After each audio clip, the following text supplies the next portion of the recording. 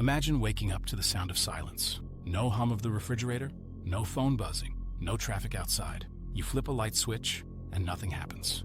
You check your phone, but there's no signal, no Wi-Fi, no updates. Now imagine that isn't just your house, it's your entire city. For the first few hours, people stay calm. They think, power outage, it'll come back soon. But by hour 12, food stores are closing, gas stations are shutting down, and the lines at the supermarket look like something out of a disaster movie.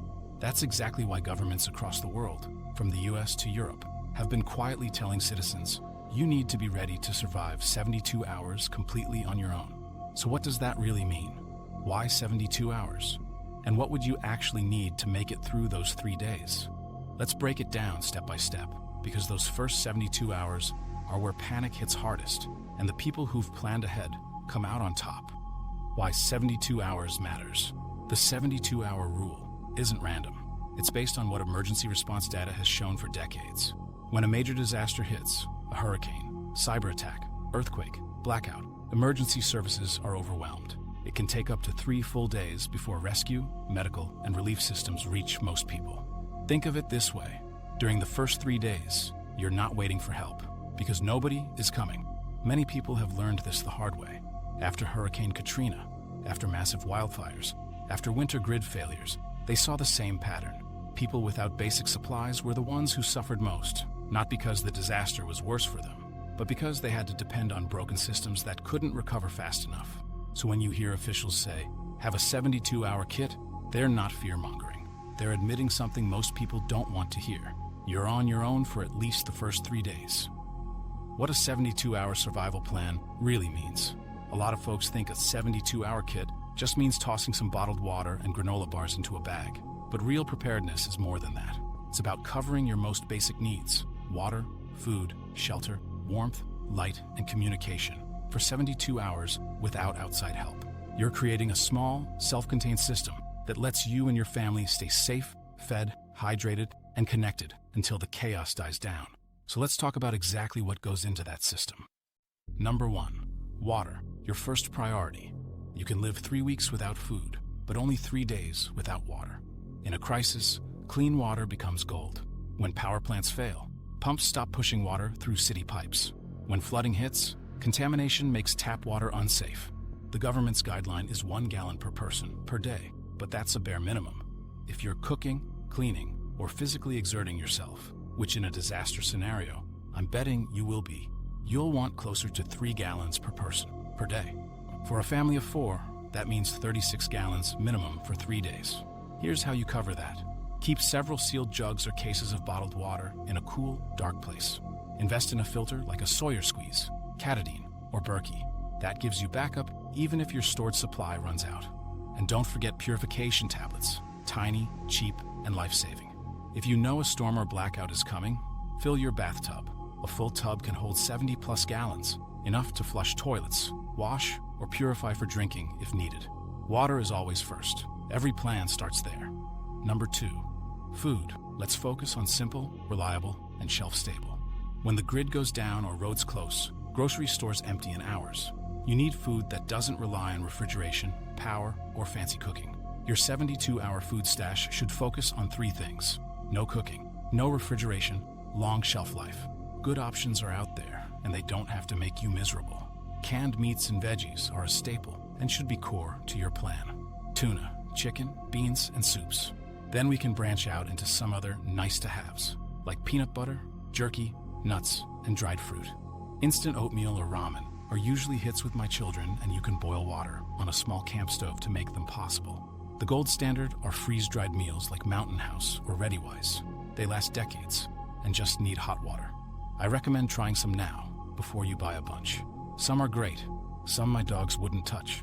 Don't forget manual tools, a can opener, matches, and a small propane or butane stove. You don't want to be staring at a sealed can of chili with no way to open it. And just like with water, think about comfort. A chocolate bar or instant coffee can lift spirits when everything else feels bleak. Remember, in those first 72 hours, you're not feasting. You're maintaining energy. Food keeps you moving and thinking clearly. Number 3, power, heat, and light. When power goes out, panic follows. people realize how dependent we've become on electricity within minutes. Your plan needs to include a small backup power source and a way to keep warm. Here's what to prioritize. Flashlights with extra batteries. Headlamps are even better because they free up your hands. Lanterns, solar or battery powered. The Luminade is a great option. It's compact, rechargeable, and bright. Portable power bank or station. Something like a Goal Zero Yeti or Bluette Eye can charge phones, radios, and even small fans or heaters. Hand warmers and blankets. If it's winter, an emergency Mylar blanket or sleeping bag can be a literal lifesaver. Avoid candles if you can. They create fire risk in chaotic situations. Go with LEDs, and don't forget manual light. Glow sticks, crank flashlights, or solar garden lights you can pull inside. Light equals safety. In darkness, everything feels worse. Number 4, communication and information. When the grid fails, most communication fails with it. Phones die, towers go down, and people lose access to information. That's when rumors spread, and fear spreads faster than any storm. A good 72-hour plan includes a battery-powered or hand-crank emergency radio.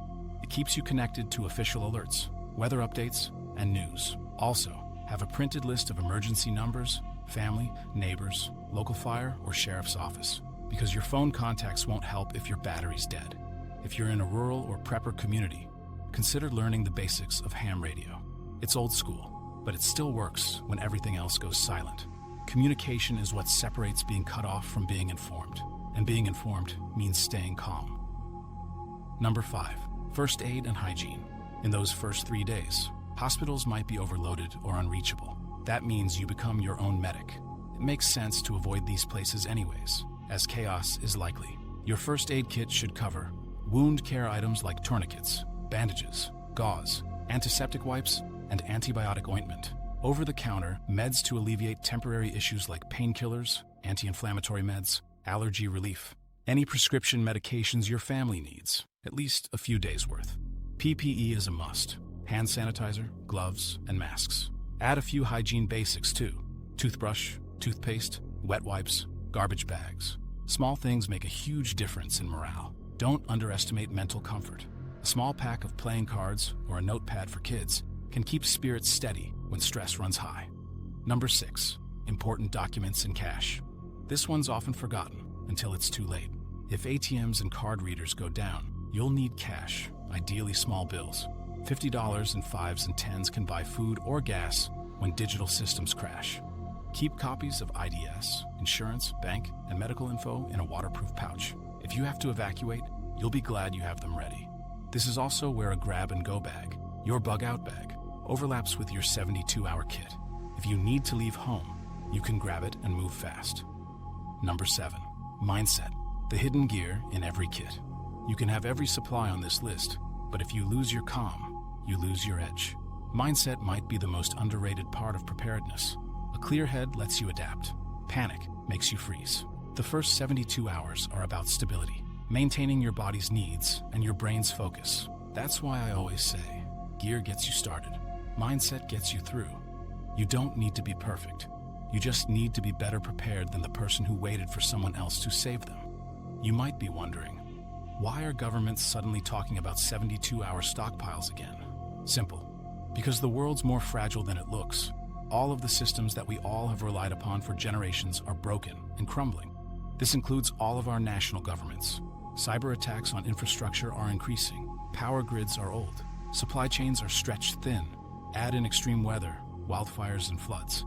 And officials know they can't protect everyone instantly. So rather than panic the public, they frame it as a 72-hour plan. It's their way of saying, please be ready to take care of yourself. We aren't coming. When you build your own 72-hour kit, you're not just following advice. You're doing what most people won't. Taking control of your survival. The first 72 hours after any disaster are chaos, but they don't have to be chaos for you.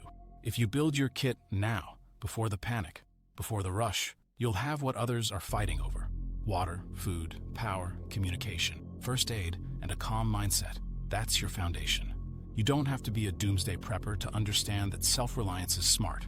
Governments are just now alerting the common people to what preppers have known all along. The first 3 days decide everything. And if you found this video valuable, hit subscribe. Every week, I share practical guides to help you and your family stay ready for whatever comes next. Stay safe, stay prepared, and I'll see you in the next one.